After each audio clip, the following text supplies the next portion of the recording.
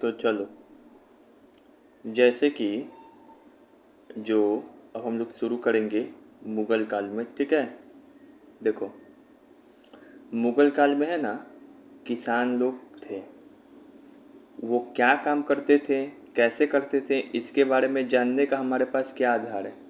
कैसे मालूम चलता था कि मुग़ल काल में किसान क्या करते थे? जैसे दो प्रकार के किसान थे मुग़ल काल में। एक खुद कासत, एक पाही कासत। खुद कासत मतलब वैसे किसान को बोलते थे जिसके पास खुद का ज़मीन हो और अपने ज़मीन पे किसान बन जाए। पाही कासत मतलब ऐसे किसान को बोलते थे जिसके पास खुद का ज़मीन नहीं हो और दूसरे के किसान खेती पे जाके वो किसान खेती बन करे, जाए, मजदूरी करे। मजदूरी बन जाए, किसान बन जाए। और भी बहुत सारा किसान काम करता था देखेंगे तो। इन सभी किसान के बारे में जो गतिविधि कर रहा है, एक्टिविटी कर रहा है, कैसे मालूम चलता था? तो एक अंग्रेज ईस्ट इंडिया कंपनी का नाम सुने हो? अंग्रेज लोग हम लोग पे शासन किया था, तो उसका डॉक्यूमेंट्स है। पहला, अकबर के दरबार में ये इतिहासकार ये आइन अकबर अब्दुल फजल जो अब्दुल अकबर। फजल था एक, उसके दरबार में लिखने वाला। वो बुक लिखा था एक आईने अकबरी। उससे बहुत सारा बात पता चलता है मुग़ल काल में किस कृषि व्यवस्था के बारे में, एग्रीकल्चर के बारे में। फिर और भी मुग़ल दरबार में जो भी डॉक्यूमेंट सब रहता था, पत्र उत्र, उस सब से भी पता चलता था। तो यहाँ पे यही पूछ रहा था कि 17th सेंचुरी में जब ये कृषि समाज जो था मुग़लों के समय, उसको जानने का स्रोत क्या था? तो किसानों की डायरी कैसे? किसान तो अनपढ़ होता है तो अपना डायरी कैसे लिखेगा? तो ये ऑप्शन गलत हो गया, तो ये तीनों सही हो गया, ठीक है। फिर देखो, आईने अकबरी भी बताए हैं। अकबर के दरबार में अब्दुल फजल नाम का एक था, उसके दरबार में रहता था, तो वो लिखा था आईने अकबरी। आईने अकबरी क्या बताया? आईने अकबरी में किसान के बारे में क्या क्या लिखा हुआ है? तो खेतों की नियमित जुताई, वो इसमें लिखा हुआ है कि जो किसान है वो खेत को क्या है, रेगुलर रूप से क्या करते थे, खेती करते थे। राज के नुमाइंदे द्वारा करो की उगाई, जब किसान खेती करते थे तो राजा भेजेगा अपने आदमी को, जाओ उससे खेती में का उसका खेती कर रहा तो उससे टैक्स लेके आओ, कर लेके आओ। ये बात लिखा हुआ है। तीसरा है, राज और जमींदार के बीच रिश्ते का लेखा जोखा इस ग्रंथ में बड़ी सावधानी से पेश किया गया। मतलब कि देखो, जो राज्य है, राज मतलब कौन है? सरकार। सरकार मतलब कौन है? जैसे राजा। राजा कौन है? जैसे अकबर है। तो अकबर और जो से टैक्स ले रहा है उसके बीच का जो संबंध है, इसमें बड़ी बढ़िया तरीके से लिखा गया है। तो अभी बताए थे ना कि आईने के बारे में, खेती व्यवस्था, ये सब के बारे में दिया हुआ है, किसान के बारे में, तो यही सब बात तो दिया हुआ है। कहाँ चले गई ये? चलो, आईने अकबरी का मुख्य उद्देश्य क्या है? अच्छा, एक तो बता दिए कि उसमें किसान वगैरह के बारे में लिखा हुआ था, ठीक है ना। उसके बाद इसमें और क्या क्या इसका उद्देश्य क्या था? अकबर के साम्राज्य का एक ऐसा खाका पेश करना था जहां एक मजबूत सत्ताधारी वर्ग सामाजिक मेल जोल से बना रख सकता है। मतलब आईने अकबरी में यही दिखाना चाह रहा था अबुल फजल कि देखिए, राजा क्या है, ताकतवर है, सत्ता में है एकदम, लेकिन फिर भी वो समाज के साथ मिलजुल के काम कर रहे हैं, ठीक है। ये सब आईने अकबरी के लेखक के मुताबिक, और आईने अकबरी में क्या क्या वो लेखक क्या कहना चाह रहा था, यानी कि अबुल फजल और क्या कहना चाह रहा था कि मुग़ल राज के खिलाफ कोई बगावत या किसी भी किस्म की स्वायत्त सत्ता की दावेदारी पहले ही से तय है। इसमें यह पता चलता है, बोला है अबुल फजल, देख भैया, अगर तू राजा के खिलाफ विद्रोह करेगा तो तुम पहले से मान लो कि तुम असफल हो जाएगा। क्या हो जाएगा? असफल। तो राजा को इसमें बहुत शक्तिशाली दर्शाया गया है। मतलब कि लिखवाया, अकबर ऐसे थे, महान थे, ये थे, वो हैं, ये हैं। तो कोई इसका बुक पढ़ेगा तो डर के मारे लिखेगा और कोई करेगा विद्रोह उसका? यही मन में भ्रम पैदा कर रहा था, ठीक है। फिर दूसरा और क्या बात लिखा था? किसानों के बारे में जो कुछ आईने से पता चलता है, यानी कि आईने अकबरी से पता चलता है, वह सत्ता के उच्च गलियारों का नज़रिया है। अरे तुम बताओ, जो राजा जो अबुल फजल लिख रहा है, तो अकबर के बारे में अच्छा बात लिखेगा कि ना खराब बात? तो दिखाएगा कि किसान के साथ बढ़िया बर्ताव कर रहा है, अपने आसपास के किसान के साथ भले बढ़िया बर्ताव कर रहा है, लेकिन जो यहाँ सेंटर से, राजा से दूर है, उसके साथ अच्छा बर्ताव नहीं कर रहा है। तो ये जो बात है, इस पर हम पूरा विश्वास कर सकते हैं? नहीं। तो इसका इतिहासकार उसका चापलूसी करेगा। तो यही बात है। तो एक क्या लिखा था लेखक कि भैया विद्रोह कर ले तो गईले काम से, और जो किसान के बारे में बात लिखा है वो सत्ता की उच्च गलियारों का नज़रिया है। मतलब कि जहाँ राजधानी है ना, कैपिटल है उसके आसपास अमीर किसान लोग का बात लिख रहा है, जबकि गरीब किसानों लोग का बारे में नहीं। फिर यहाँ पर है, अच्छा, गुजरात, महाराष्ट्र और राजस्थान से भी बहुत सारा डॉक्यूमेंट मिला है जिससे हमको उस समय के किसानों के बारे में पता चलता है। ठीक है, किस समय का? 17th सेंचुरी, जिसको मुग़ल काल भी बोल सकते हैं। 15 से बहुत समय तक चला था, 16 से ही शुरू हो गया था। अब यहाँ पे देखो, जो मुग़ल काल में किसान थे, 17th सेंचुरी जब भी बोल रहा था समझ जाओ मुग़ल काल में जो किसान थे तो क्या क्या काम करते थे सोचो। खेती करते होंगे और भी करते थे। चीनी का उत्पादन करता था ये लोग, चीनी बनाता था। और तेल का उत्पादन, मतलब ऑयल सीड्स लिया आया जिससे तेल निकाला जाता, तेल बीज उगा लिया और तेल बीज से क्या किया, तेल निकालता। ये दोनों काम करता था। यहाँ पे लिखा अफीम का उत्पादन, अफीम का उत्पादन नहीं करता है। अभी हम तुमको आगे बताएंगे एक राजा के बारे में जो कि तंबाकू होता है ना, तंबाकू, उसके ऊपर प्रतिबंध लगा दिया था। ठीक है, तो चीनी और तेल के उत्पादन करते थे। ठीक है ना। फिर यहाँ पे देखो, यहाँ पे जो है रिच असमी किसको बोला जाता था, किस किसान को रिच असमी बोला जाता था? तो जो भी किसान के पास 10 एकड़ से ज़्यादा ज़मीन है ना मुग़ल काल में, उसको अमीर असमी बोला जाता था। क्या बोला जाता था? अमीर। ऐसे बंगाली सब में देखेगा तो 5 एकड़ रहता था किसान के पास ज़मीन, किसी गुजराती सब साइड में 7 एकड़ रहता था। लेकिन जिसके पास भी 10 एकड़ से ज़्यादा ज़मीन आ गया उसको ही बोला जाता था अमीर असमी। तो अमीर असमी क्या है? एक ऐसा किसान, अमीर किसान है जिसके पास 10 एकड़ से ज़्यादा ज़मीन है। अब यहाँ पे हम बताए थे, तुम लोग बता सकता है, पाही खासत का सब मतलब बताए थे। खुद कासत किसान है, एक पाही कासत है। पाही कासत मतलब जो दूसरे के ज़मीन पे जाए, ऐसे ऐड कर सकते हैं, पहिया पे चढ़ के दूसरे के ज़मीन पे जाए तो पाही कासत। खुद कासत मतलब खुद की ज़मीन पे काम करे, तो दूसरे के गांव में खेती करने वाले किसान। ठीक है, तो खाई खुद कासत और पाही कासत, ये 2 प्रकार का किसान था मुग़ल काल में। ठीक है। हु रिपेयर द शाहनार इन पंजाब। देखो, अब किसान है, इतना एक्टिविटी हो रहा है, तुम देखा है खेती वगैरह सब चीज़ हो रहा है। अभी और आगे दिखाएंगे, सब चीज़ हो रहा है तो नहर बनाने की ज़रूरत नहीं पड़ेगी। तो एक नहर था, शाह नहर, वो पंजाब में था। शाह नहर एक पंजाब में था।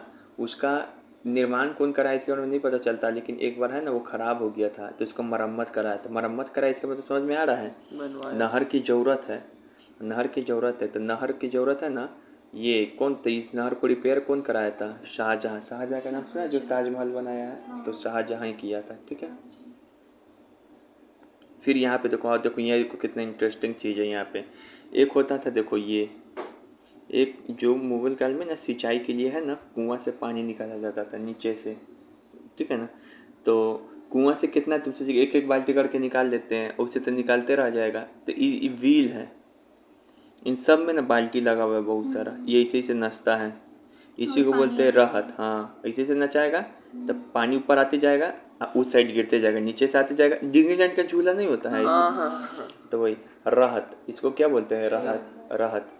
ये जो देखो वो ये वाला तकनीक है, इसको है ना यहाँ पे ये वाला तकनीक है। ये चक्का ऐसे नचता था ना, ये तो ये नचता था, बैल नचता था, तो ये नचता था, तो इसके साथ फिर ये नचता था, फिर इसमें से भी ऐसे ऐसे वाला सिस्टम था, तो इसमें से भी पानी निकलता था कुआं में से। इसको बोलते थे लोहबाग बाल्टी, लोग बाग बाल्टी। तो ऐसे करके वहाँ के समय क्या करता था, पानी निकालता था। ठीक है ना। अब उसके बाद देखो, तो ये रहत सिंचाई तकनीक जो टेक्नोलॉजी था उस समय का कहाँ पर प्रचलित था? तो एक था लाहौर, एक है दीपालपुर, ये दोनों, हाँ सही बोली, दीपालपुर और लाहौर, ये दोनों इलाका जो पाकिस्तान में अभी, लेकिन उस समय तो हिंदुस्तान के अंदर ही था ना पाकिस्तान। तो इसके ज़रिए वहाँ से पानी निकाला जाता था। कौन? इस वाला तकनीक से, रहत से। और ये वाला लाल बोग सिंचाई टेक्निक तो आगरा, चंदावड़ और बयाना जो यूपी में है। तो समझो यूपी वाले क्षेत्र में किससे निकाला जाता था? बैल वाले तकनीक से। बैल वाले को क्या बोलते हैं? लोग बाग बाल्टिया। समझ में आ गया। लाहौर दीपालपुर में किससे? रहत तकनीक से। ये पाकिस्तान वाले में, यूपी वाले क्षेत्र में आगरा, चंदावड़ और बयाना में लोग बाग बाल्टिया। समझ में आ गया? मज़ा आ रहा है तुम लोग को? In which of the following region tobacco was first grown in India. देखो, तंबाकू ना हम लोग के यहाँ पहले से नहीं उगता था, अंग्रेज़ लेके आया, पोर्तुगीज़। पुर्तगाल, समझ में आया, पुर्तगाली लोग था, विदेशी लोग, वो लोग लेके आया। वो लोग लेके आया तो सबसे पहले भारत में कहाँ पे उगाया, तो भारत में उगाया था ये लोग कहाँ पे, दक्कन में, साउथ, यहाँ इसको बोलेंगे साउथ इंडिया में उगाया, दक्कन के क्षेत्र में, ठीक है। उसके बाद जो तुम्हारा ये है अकबर लोग है, चाहे उसमें का राजा लोग था, उसमें पहली बार तंबाकू कब देखा ये लोग, तो 1604 में देखा था, 1604 में देखा था ये लोग तंबाकू, ठीक है ना। इसको ऐसे याद कर सकते हैं, 4 से लगाऊँ अचार तंबाकू का, पीना तो है नहीं, 4 से लगाऊँ अचार तंबाकू का, पीना तो है नहीं, तो 1604 में देखा। फिर क्या किया, 17 पे खतरा, यानी कि 1617 में क्या किया, जहांगीर जो है अकबर का कौन है, बेटा है, वो क्या किया, तंबाकू को बंद करवा दिया था हमेशा के लिए। कितना अच्छा बंद रहता अभी तक, लेकिन फिर इधर चालू हो गया तंबाकू, तो वो बंद करा दिया था, ठीक है। आईने एक बड़ी हम पहले ही बताएं कि मुगल कालीन कृषि व्यवस्था के बारे में बहुत सारा जानकारी दे रहा है।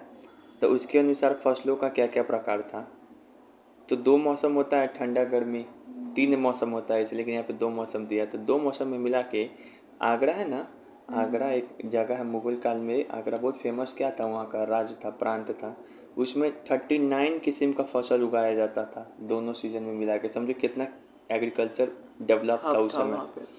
आगरा में 39 किस्म का, जबकि दिल्ली में 43 किस्म का। अब बंगाल अभी भी भारत में सबसे आगे चावल में कौन है, बंगाल। अब बंगाल में अकेले सिर्फ चावल का ही 50 किस्म उगा दिया गया था उस समय, सिर्फ चावल, सिर्फ चावल का 50 किस्म। आगरा में टोटल फसल मिला के 39 किस्म का क्वालिटी का, दिल्ली में 43, अब बंगाल में हाफ सेंचुरी मार दिया चावल का किस्म उगा के, ठीक है। तो अब यहाँ पे सवाल है, बताओ, during Mughal times how many much of India land was under forest cover, ये नहीं बताई, चलिए। How many varieties of rice did Bengal produce during the Mughal times, 50, अकेले 50 प्रकार से भी ज़्यादा का चावल उगा दिया। हम लोग तो 2-3 प्रकार ही लाइफ में खाए होंगे, 4 से 5 प्रकार। फिर यहाँ पर है, डैश मध्य भारत के एक महत्वपूर्ण जिन ए कामिल, देखो थोड़ा अल्टर नाम मिलेगा, जिन से कामिल, जिन से कामिल है ना, उस समय है ना, जो राजा लोग है, बादशाह लोग था, मुसलमानी बादशाह थे, जिन से कामिल किसको बोलता था, तो कोड वर्ड था जिन से कामिल, कोड वर्ड किसका था, तो इसका था। जो परफेक्ट क्रॉप्स है ना, एकदम जो एकदम बढ़िया क्रॉप्स है, जो बढ़िया फसल है, उसको ये लोग कोड वर्ड दिया था, जिन से कामिल। जिन से कामिल मतलब एकदम बढ़िया फसल। और ये बढ़िया फसल इसको क्यों कहता था, बढ़िया फसल है तो इसको सबसे पहली बात तो मुगल राजा जो भी इसको प्रोत्साहन देगा, उगाओ उगाओ बढ़िया से उगाओ, और है ऐसा किस लिए, तो उगाने के लिए किस लिए कहता था, एक तो व्यापार हो सके इस फसल का बाहर, तो उससे पैसा आएगा, और दूसरा इस फसल को उगाने पे ना उसको पैसा जब बेचेगा किसान, तो किसान के पास ज़्यादा पैसा आएगा, तो टैक्स भी क्या होगा, सरकार ज़्यादा आएगा, ठीक है ना, तुम ज़्यादा कमाएगी तब ना तुम हमको देगी पैसा, तो वही बात है। तो परफेक्ट क्रॉप्स को क्या बोला जाता था, जीन से कामिल। ये जीन से कामिल में 4 प्रकार का यहाँ पे, जैसे कि जितना भी 4 प्रकार का शामिल, जैसे कॉटन से कपड़ा बनता है, तो इससे फ़ायदा बहुत है, इसको जीन से कामिल में शामिल कर दिया। शुगर कैन, इससे चीनी बनता है, ऑयल से इससे तेल निकालता था, तो ये ऑल ऑफ दिस यानी कि सभी जीन से कामिल में शामिल है। जीन से कामिल मतलब परफेक्ट क्रॉप्स। अब यहाँ पे देखो कुछ है ना, ज़रूरी थोड़ी कि सारा जो भी एग्रीकल्चर प्रोडक्ट है इंडिया में पैदा ही हो गया होगा, कुछ हम लोग बाहर से, जैसे तंबाकू बाहर से आया था, पोर्चुगीज़ लाया था, ऐसा ही जो मक्का है ना, अब मुझे मक्का करी है, टमाटर, आलू, मिर्चा, ये भारत में नहीं उगता था, विदेशी लोग लेके आया। वो जगह का नाम दिया गया कहाँ से, तो न्यू वर्ल्ड नाम का, न्यू वर्ल्ड नाम का मतलब विदेश में वो जगह दे दिया, नाम दे दिया, बोला न्यू वर्ल्ड से आया है ये सब चीज़, ठीक है ना। तो टमाटर, आलू, आप मिर्ची खा रहे हैं, भारत में नहीं उगता था पहले, यानी कि अशोक ये सब नहीं खाता था, उस सब के समय नहीं उगता था, मुगल इस सब के समय बाहर से आया। कहाँ से आया, न्यू वर्ल्ड से। और जबकि मक्का जो खाते हैं, मक्का तो वो अफ्रीका और स्पेन से आया था, अफ्रीका और स्पेन से आया था मक्के दी रोटी अफ्रीका और स्पेन से, जबकि आलू टमाटर मिर्चा ये सब बाहर से। यहाँ पे ये पूछ रहा है which of the following vegetables were introduced in India from west, मतलब भारत में बाहर से कौन कौन आया था? आलू टमाटर मिर्च और मार देंगे हाँ मक्का। अब यहाँ पे देखो, यहाँ पर एक शब्द है in Bihar the low caste group which was compare to a slave was, Bihar में जिस निम्न जनजाति समूह की तुलना दासों से की जाती थी। बिहार में एक जाति था जिसका नाम है मल्लाह जाट। जिसका नाम क्या है? मल्लाह जाट। अभी मल्लाह नहीं सुनते? मल्लाह नहीं सुने। दुर्गा जी का जब विसर्जन होता है ना तो मूर्ति जब फेंकते हैं हम लोग नीचे, मतलब नीचे गिराते हैं, मतलब जाते हैं हम लोग पानी विसर्जन करते, तब मल्लाह के ले जाता है मूर्ति। फिर दूर तुमको नहीं पता कुछ। मल्लाह ठीक है ना, मल्लाह मतलब जो पानी में रहता है, नाव चलाता है, उसी को मल्लाह बोलते हैं। मूसा खाता है, मूसा खाता है, मछली पकड़ता है, ठीक है ना। तब मल्लाह जाति को है ना, मल्लाह को इसमें मल्लाह बोलते हैं, इसे मल्लाह जात लिखा हुआ है अंग्रेजी नाम अंग्रेजी में। तो इसको है ना इसको मुगल लोग क्या समझता था? दास क्या समझता था? तो ये दास कहाँ पाया जाता था? मल्लाह जात, ठीक है। अब कुछ यहाँ पे टर्मिनोलॉजी है। एक था हलाल खुरान। क्या है? हलाल खुरान। मुसलमान समुदाय में जैसे नीच कामों को, जैसे देखो, जैसे बिहार में एक जाति था बहुत नीचा समझता था तो उसको क्या बोलते थे? मल्लाह। उसको दास से तुलना करते थे। ऐसे मुसलमान में भी वो जाति रहता था जिसको शासक लोग क्या करता? नीचा नज़रिए से देखता। उसका नाम है क्या? हलाल खुरान। फिर उसके बाद पता है, ऐसे तो राजपूत के बारे में सुना होगा कि राजपूत लोग क्या करता है? सिर्फ लड़ाई लड़ता है नहीं, खेती भी करता था। वो लोग क्या करता था? खेती भी करता था, ठीक है। फिर जाट लोग भी सुना होगा कि लड़ाई पेट में रहता है, लेकिन ये भी किसानी करता था, ठीक है ना। अभी लोग राजा नहीं है, मेन तो पावर मुगल के पास है ना, अकबरी सब के पास। तो ये लोग जो काम घर कैसे चलाएगा। लेकिन जाति व्यवस्था में उनकी जगह राजपूतों के मुकाबले नीची थी। लेकिन जाट भी किसान था, राजपूत भी किसान था, लेकिन फिर भी राजपूत जाट से क्या था? ऊपर था। उसके बाद तुम अहीर का नाम सुना होगा। अहीर यादव को बोलते हैं, ग्वार को। गुज्जर, माली मतलब जो फूल उगाता है। तो ये लोग क्या है? ये लोग का स्थिति पहले बहुत नीचे था, लेकिन मुगल शासक के समय ये लोग का स्थिति क्या हो गया? ऊपर हो गया। किस लिए? तो ये लोग पशुपालन करता था। पशु को पालता है ना, ग्वार सब गाय को पालता है, तो पैसा ज़्यादा मिलता था, कमाता था। तो कमा के ये लोग थोड़ा अपना स्टेटस क्या कर लिया? ऊपर कर लिया। वरना ये लोग को पहले नीचे देखा जाता था। अब यहाँ पे देखो पंचायतों की भूमिका, ठीक है ना। अब जैसे कि मुगल काल के समय भी ग्राम पंचायत होगा, मुखिया होगा, वहाँ पर भी गांव होगा, ठीक है ना। तो वहाँ पर क्या खेला वेला होता था? तो देखो, गांव की पंचायत में बुजुर्गों का जमावड़ा होता था। आमतौर पे गांव में महत्वपूर्ण लोग हुआ करते थे जिनके पास अपनी संपत्ति के पुश्तैनी के अधिकार थे। गांव में कई जातियां के लोग रहते थे, वो अक्सर पंचायत में विविधता दिखाई पड़ती थी। अलग अलग संप्रदाय जातियों के नुमाइंदा थे, फिर भी इसकी संभावना कम थी कि छोटे मोटे और नीच काम करने वाले खेतिहर मजदूर इनमें से कोई जगह होती होगी। पंचायत का फैसला गाँव को सबको मानना पड़ता है। देखो इतने से ये बात लिखा है कि मान ली पंचायत है मुगलों के समय, राजा तो राजा है अपना, लेकिन राजा हर एक जगह मामला थोड़ी सुलझाएगा। अभी भी हर एक जगह मामला गांव का लोग सुलझाता है। तो ये जो पंचायत में है ना, पंच होता है, वही फैसला देता है। तो 10 आदमी को चुन लिया जाता है। उस 10 आदमी में बुढ़वा को चुना जाता था उस समय। जो जितना बुढ़वा है उस सबको इसमें बैठा दिया जाता था। अब कोई आम बुढ़वा नहीं, सब पैसा वाला बुढ़वा सबको बैठाया जाता था उस समय पंचायत में, ठीक है। पैसा वाले बुढ़वा, इसी का दबदबा। एक बारी जो बुढ़वा सब बोल दिया हाँ, तब मानना पड़ेगा गांव के लोग को। हाँ कह दिया बुढ़वा ना, तब फिर मानना पड़ेगा ना। उसकी बात है यहाँ पे। लेकिन तुम सोचेगा कि जो नीच लोग हैं, जैसे मलजाहा है, हरार खोरा है, अभी बताएं मुस्लिम लोगों में, और भी नीच लोग हैं, चाहे जो भी महिला है, तो उन लोगों को पार्टिसिपेशन का था भाग, इसमें पार्टिसिपेट करने दिया जाता था? नहीं, इन लोगों को नहीं। खाली बुढ़वा में भी पैसा वाला।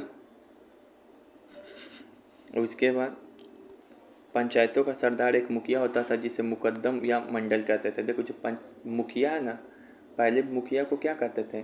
पूछता है सवाल, तो मुकद्दम कहते थे, मुकद्दम, चौधरी, मंडल, ये सब रानू मंडल। तो पहले किसी का नाम रानू मंडल होगा मतलब वो मुखिया होगी गांव की। कुछ स्रोतों से ऐसा लगता है कि मुखिया का चुनाव गांव के बुजुर्ग कोई आम सहमति से होता था। अब इस पहले तो 10 वो बुढ़वा बैठ गया अपने में, अब अपने में से वो बुढ़वा को किसी को हेड बनाएगा तो बुढ़वा ही चुनता था बुढ़वा हेड को, ठीक है। मुखिया अपने अहदों पर तभी तक एक बात और है, ये जो मुखिया है बुढ़वा जो हेड है वो अपने पद पे तभी बना रह सकता है जब 10 वो बुढ़वा इसको सहमति देगा। कह देगा बुढ़वा कि नहीं तू हटो वहाँ से, तो बुढ़वा को हेड बुढ़वा को क्या होना होगा, हटना पड़ जाएगा, ठीक है।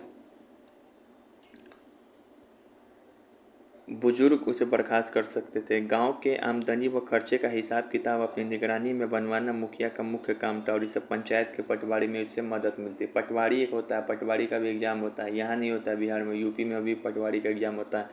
जो गाँव में जो लेखा जोखा होता है ना, पटवारी की मदद से एक अधिकारी होता है, अधिकारी क्या मतलब कलर टाइप का होता है समझो, फिर भी ठीक ही है जो, तो उसी की मदद से लेके उसी से हेल्प लेके गाँव में काम होता था, हुआ करता था पहले, ठीक है।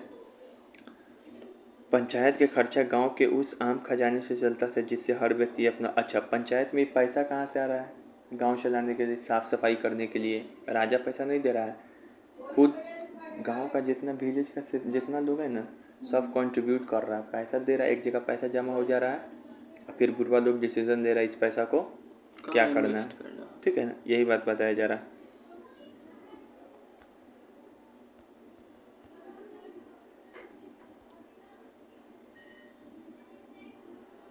और सिर्फ गांव में साफ सफाई के लिए खर्चा नहीं होता था, जैसे कि अब प्राकृतिक कोई विपदा आ जाए, जैसे कि भूकंप आ जाए, बाढ़ आ जाए, उसमें भी खर्चा होता था, समझे।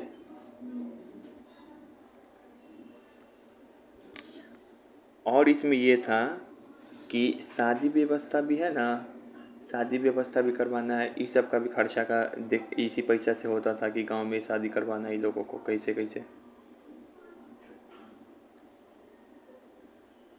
देखो यहाँ पे कितना इंपॉर्टेंट बात लिखा, पंचायतों को जुर्माना लगाने या समुदाय से निष्कासित करने, ज़्यादा गंभीर दंड देने के भी अधिकार थे। समुदाय से बाहर निकालना एक कड़ा कदम था। मान लो कि कोई पंचायत का बात नहीं माना तो पंचायत क्या करेगा, बुढ़वा सब वो आदमी को दंड दे देगा, जो मन करे वो दंड दे देगा और उसके बाद गांव से ही बाहर निकाल देगा। तो ये भी अधिकार था, समझे।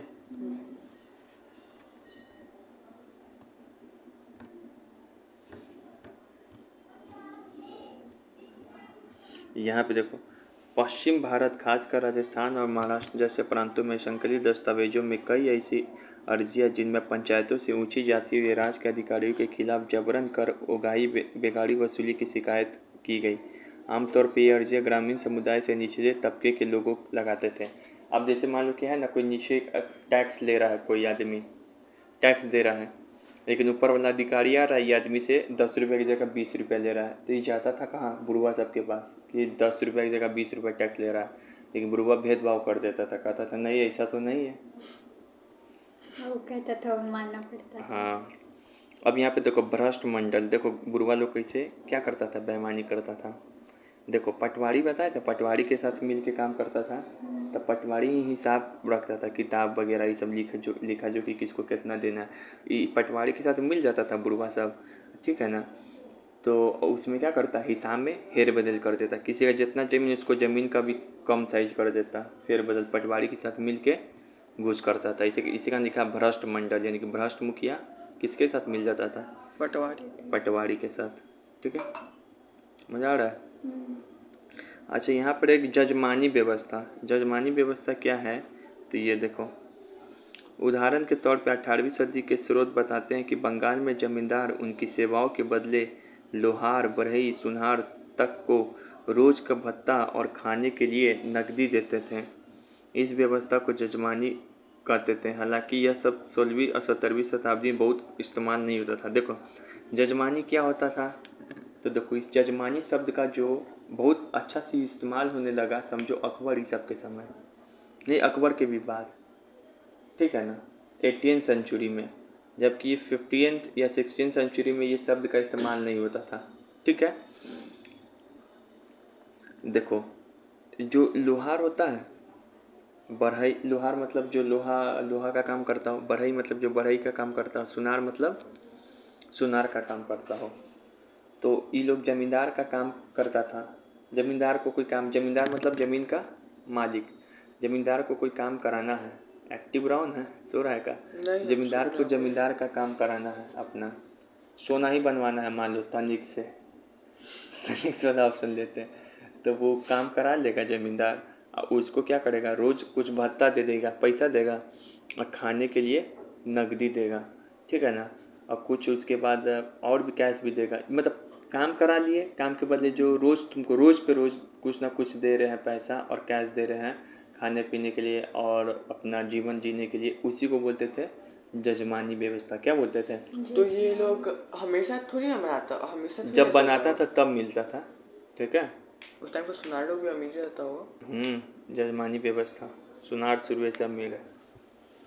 What was the function of the shroff in a village during the Mughal rule? Shroff किसी का नाम सुना है? टाइगर श्रॉफ, जैकी श्रॉफ। तो पहले श्रॉफ किसको, अभी तो हीरो को बोला जाता है श्रॉफ, पहले के ज़माने में श्रॉफ किसको बोला जाता था? किसी का नाम होगा अंकित श्रॉफ, तो इसका मतलब क्या है? टाइगर श्रॉफ है, या ठीक है ना, कुछ भी श्रॉफ हो, कुछ भी श्रॉफ हो। तो पहले के ज़माने में जैसे कि श्रॉफ बोला जाता था बैंकर को। किसको बोला जाता था? बैंक। बैंक का जो काम करता था ना, उसको श्रॉफ बोलते थे, यानी कि टाइगर श्रॉफ बैंक करता, ठीक है। ये जो श्रॉफ के बारे में कौन बताया, हम लोग को कैसे पता चला? तो एक बार ना फारस से एक यात्री आया था भारत में, ट्राइवेनियर, क्या नाम था? ट्राइवेनियर ही बताया कि मुग़ल काल में जहाँ बड़ा बड़ा जो गांव सब है ना, बड़ा बड़ा इलाका है, वहाँ पे एक बैंकर बैठा हुआ है जिसका नाम है श्रॉफ। वो क्या करता है, पैसा का हेर फेर करता है, ठीक है ना। अब यहाँ पे तो फिगर भी दिखाएंगे, तो कोई यही है बैंकर उस ज़माने का। हाँ, अब पहले कौड़ी चलता था ना, कौड़ी मतलब ऐसे, अच्छा तुमको एक्सचेंज कराना है ना पैसा, तो अपने हिसाब से ये डीलिंग भी करता था। देखो क्या लिखा हुआ है इसके बारे में। 17वीं सदी में फ्रांसीसी यात्री ट्राइवेनियर ने यह बात उल्लेखनीय लगा कि भारत में के गांव में बहुत ही छोटे छोटे कहे जाएंगे जिसमें मुद्रा की फेरबदल किए जाने वाले सराफ करते थे।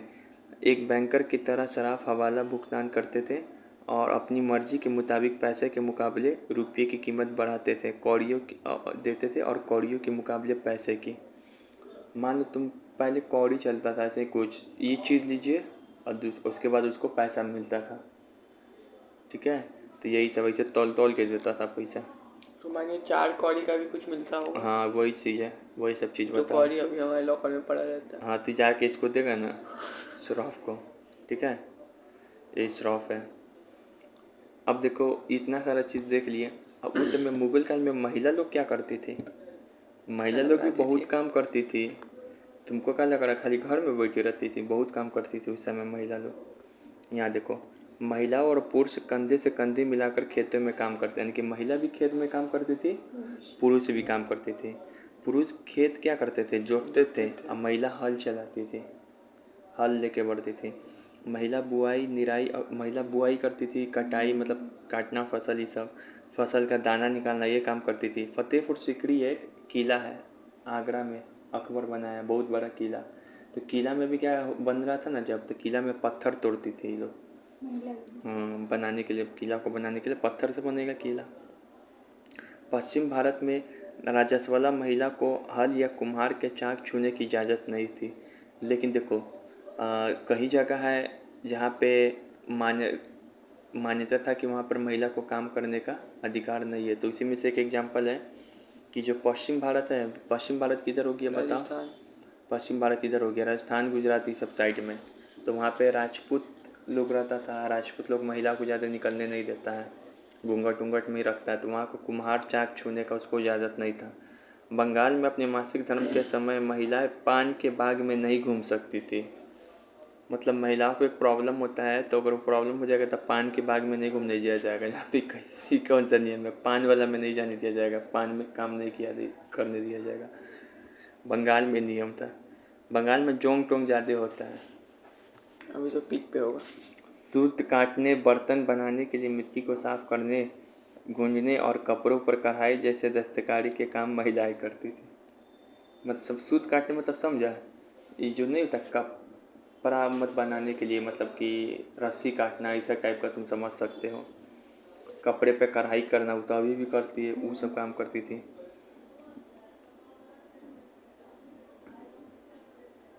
किसी वस्तु का जितना वाणिज्यीकरण यानी कि कॉमर्शलाइजेशन होगा, महिलाओं का श्रम का उतना ही मांग होगी।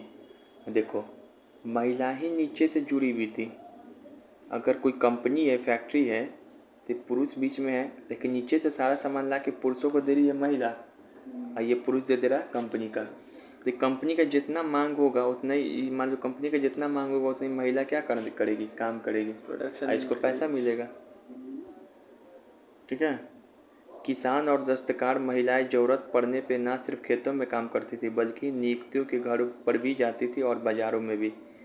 मतलब कि सिर्फ खेत में ही नहीं समझो, मतलब कि और भी जगह काम करती थी, बाज़ार में भी और भी जगह। चूँकि समाज श्रम पे निर्भर था, लेबर की ज़रूरत थी उस समय, तो लेबर की ज़रूरत है तो क्या पुरुष क्या महिला सब कोई काम करेगा।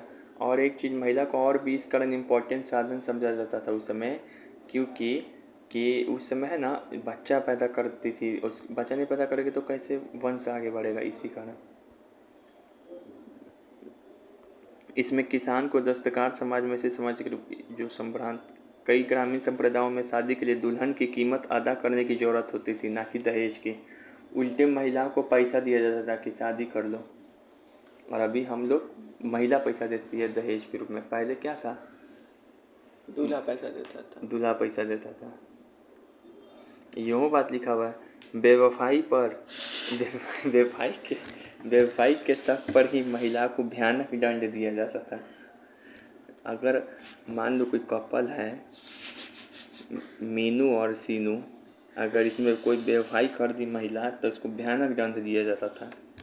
राजस्थान, गुजरात, महाराष्ट्र आदि पश्चिम भारत के इलाकों में मिले जो डॉक्यूमेंट्स अब मिला है, वहाँ से पता चलता है कि महिला ने न्याय और मुआवजे की उम्मीद से ग्राम पंचायत को भेजी थी। ग्राम पंचायत था बुढ़वा सबका, इतना दंड देता था पति इसको, तब बोलती नहीं हम ऐसा नहीं किए, मेरा पति आरोप लगा रहा है, सुन लीजिए, ए तुम ऐसा की होगी, जाओ तुमको दंड मिलेगा। तो बुढ़वा सब दंड दे देता था।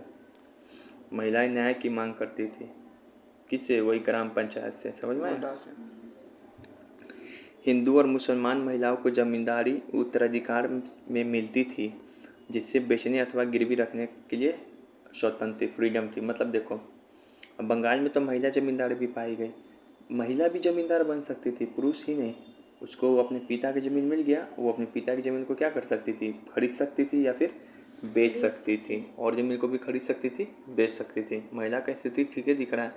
अब बंगाल में तो बहुत सारी महिला क्या थी, जमींदार थी। ठीक है। 18वीं सदी की सबसे बड़ी और मशहूर जमींदारियों में से एक थी राजशाही की जमींदारी, जिसके कर्ता धर्ता स्त्री थी। राजशाही जगह का एक जमींदारी था, और वहाँ का जमींदारी है ना सिर्फ महिला ही देखती थी, वहाँ कोई पुरुष नहीं था। अच्छा, हम बोले थे कि मुगल काल में, अभी पता है, अभी भारत में, पूरा भारत अगर देखा जाए तब पूरे भारत में है ना अभी 33% से भी कम जगह पे क्या है, ट्री लगा हुआ है, पेड़ लगा हुआ है। लेकिन उस समय मुगल काल में 40% पेड़ लगा हुआ था पूरे भारत में। अधिकांश कहाँ पे, इस इलाका में और इस इलाका में। तो यही सवाल पूछ रहा है कि मुगल काल के समय कितना फॉरेस्ट कवर था, 40%। 100% में से 40% जगह पे क्या लगा था, पेड़ पौधा। अब यहाँ पे देखो, जंगल और कबीले में बसे हुए लोग, तो यहाँ देखो जंगल में कैसे क्या कर रहा है, शिकार कर रहा है राजा लोग, दिखाई पड़ रहा है, खत्म ही होने वाला। मुगल किस महीने में कौन सा काम करते थे, अलग अलग जो मुगल शासक है, मुगल लोग हैं, मुगल शासक क्या उसका जो चला चपाटी, लोग अलग अलग मौसम में अलग काम करता था। गर्मी में एकदम मछली पकड़ के खाएगा, पेट खराब हो जाएगा, वो काम करता था। मानसून में खेती की जाती थी, मानसून में क्या करता, खेती करता। ठंडा में क्या करता, शिकार करता था।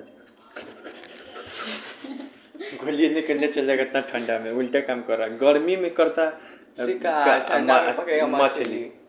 अब बसंत में क्या करता था, जंगल के उत्पाद इकट्ठा किया जाता, मतलब फल फूल ये सब सरस्वती पूजा में खरीद के लिया, मतलब तोड़ के लाता था ये। देखो जंगल का क्या महत्व था। बाबर एक लाइन कहता है कि जंगल एक ऐसा रक्षा कवच था जिसके पीछे परगना के लोग करे विद्रोह हो जाते थे और कर अदा करने से मुकर जाते थे।